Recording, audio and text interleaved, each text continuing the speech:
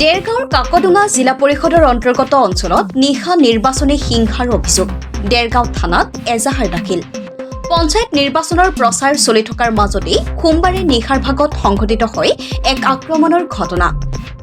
দেৰগাঁও সমষ্টিৰ অন্তৰ্গত ৯ নং কাকডোঙা জিলা পৰিষদৰ উত্তৰ গুৰু যুগনীয়া গাঁও পঞ্চায়তৰ ২ নং ৱাৰ্ডৰ ৱাৰ্ড সদস্য পদৰ নিৰ্দলীয় প্ৰাৰ্থী নেকিবুৰ ৰহমানক অচিনাক্ত দুৰ্বৃত্তই আক্ৰমণ কৰাৰ অভিযোগ উত্থাপিত হৈছে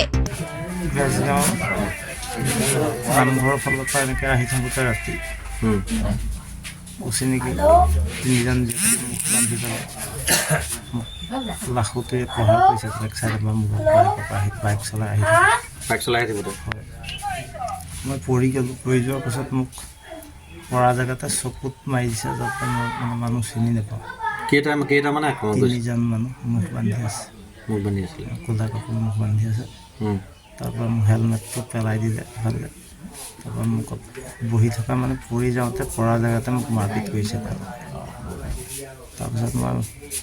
অলপ দেৰি পাছত মোবাইলটো টনাৰ য'ত ছুইচ অফ হৈ গ'ল আকৌ পাছত মানে মই মোবাইলটো কিবা এটা ওপৰলৈ কিবা মোবাইলটো অন হৈ যোৱাৰ লগে লগে মই ফোন কৰিছোঁ ঘৰলৈ আমাৰ ভগৱতী ৰাজলৈ মাৰিছোঁ বা বাকণলৈ মাৰিছোঁ মই কিন্তু তাতে অচেতন হৈ পৰি আছোঁ ক'লৈ গৈছিলা সেই সময়ত নহয় মই সেইফালৰ পৰা এনেকৈ ঘূৰি আহিছোঁ তাৰমানে এই দুজন মানুহৰ ভোটাৰ লিষ্টৰ কথা নামটো দিবলগীয়া আছিলে দি পেলাই তেওঁলোকক আকৌ ঘূৰি পেলাই ইটো ৰাস্তাই মই আহিলোঁ মানে প্ৰচাৰ কাৰ্যসূচীতে আছিলে প্ৰচাৰ বুলি নহয় এইটো মানে এই ভোটৰ কাগজবিলাক যে বিতৰণ কৰিব লাগে মোহাৰি পত্ৰবিলাক নাম লিখি পেলাই ভোটাৰ ক্ৰমিক নম্বৰটো দি পেলাই আহিছোঁ এগৰাকী মানুহৰ মানে নামটো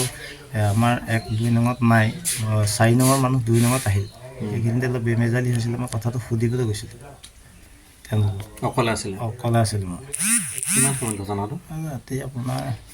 একজেক্ট সময়টো মই এতিয়া ধৰিব পৰা নাই কিমান সময় অনুমান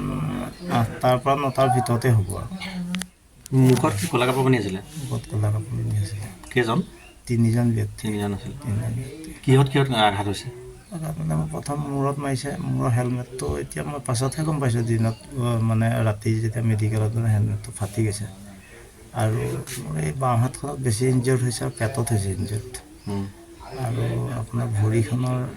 ভৰিখনৰ গাঁঠি সৰু গাঁঠিৰ ওপৰত অভিযোগ অনুসৰি প্ৰাৰ্থীগৰাকীয়ে ৱাৰ্ডটোত নিজৰ নিৰ্বাচনী প্ৰচাৰ চলাই ঘৰলৈ উভতি অহাৰ পথত কোনো অচিনাক্ত দুৰ্বৃত্তই আক্ৰমণ কৰি গুৰুতৰভাৱে আহত কৰে প্ৰাৰ্থীগৰাকীক পৰিয়াল আৰু স্থানীয় লোকে এই আক্ৰমণৰ ঘটনাৰ খবৰ লাভ কৰাৰ পাছতেই ততাতৈয়াকৈ ঘটনাস্থলীত উপস্থিত হৈ আহত নেকিবুৰ ৰহমানক দেৰগাঁৱৰ চিকিৎসালয়ত ভৰ্তি কৰায় আনহাতে এই ঘটনাৰ সন্দৰ্ভত ন্যায় বিচাৰি দেৰগাঁও আৰক্ষী থানাত এজাহাৰ দাখিল কৰে পৰিয়ালৰ লোকে মাৰপিটৰ ঘটনা সংঘটিত কৰিয়েই অৱশ্যে অচিনাক্ত দুৰ্বৃত্ত কেইটা আন্ধাৰৰ সুযোগ লৈ পলায়ন কৰিবলৈ সক্ষম হয় দেৰগাঁৱৰ পৰা অপূৰ্ব শৰ্মা ৰিপৰ্টাৰ লাইভ ঠিক তেতিয়া আপোনাৰ 8টা 8:30 তেনেকুৱা হৈছে সময় একচুৱেল সময়তে মানে জানিম তেনেকুৱাতে মানে এটা হুলস্থুল শুনিছোঁ মই যিটো ভাত খাবলৈ লৈছিলোঁ তাৰপিছতে মানুহবোকে কৈছে যে তই সোনকালে মোলৈ ফোন মাৰিছে তই সোনকালে আমাৰ নেকিবক মাৰিলে তেনেকৈ বুলি গম পাই পেলাই আমি চব সেইবাৰ দৌৰিছোঁ আৰু আমাতকৈ আগতো যোৱা মানুহো আছে 2-এজন তেওঁলোকো গ'ল আমি গ'লোঁ গৈ পেলাই দেখিছোঁ মানুহজন একেবাৰে মুৰ্মুখৰ অৱস্থাত পৰি আছে পথাৰৰ মানে দাঁতিতে তাৰপিছত আমি তেনেকৈ লৈ আহোঁ তেখেতক লৈ আহি পেলাই আপোনাৰ হেৰিয়ালৈ লৈ যাওঁ ধেমাজি চিভিল হস্পিটেল তাৰপিছতে আমি থানাকো জনাই যাওঁ তাৰপিছত তেখেতক যোৰহাটলৈ নিয়া হয় সেইখিনি ৰিপৰ্টাৰ লাইভ